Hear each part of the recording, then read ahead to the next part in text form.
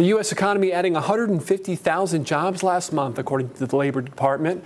Lower than economists expected, but still this indicates some employment growth. Yeah, the October jobs report signaling a slowdown in hiring as the Federal Reserve tries to tame inflation. ABC's Em Nguyen has the latest.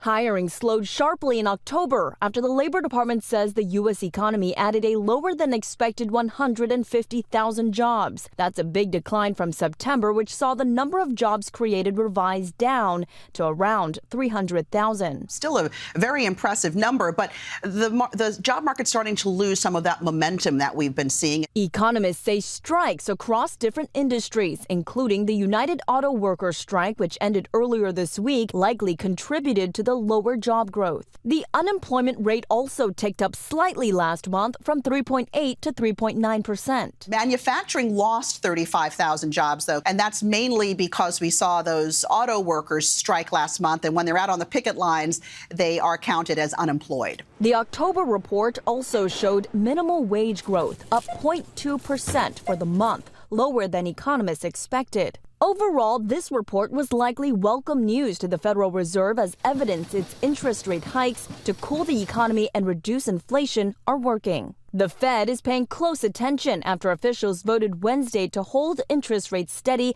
keeping rates at a 22-year high. Inflation has moderated since the middle of last year, but a few months of good data are only the beginning of what it will take to build confidence that inflation is moving down sustainably toward our goal. Fed Chair Jerome Powell expressed optimism that inflation will continue to head lower, potentially eliminating the need for additional rate hikes. Job gains for August and September were also revised down by a combined 101,000, another promising sign that the Fed may be hitting the sweet spot with a cooling but still strong labor market. Em Nguyen, ABC News, Washington.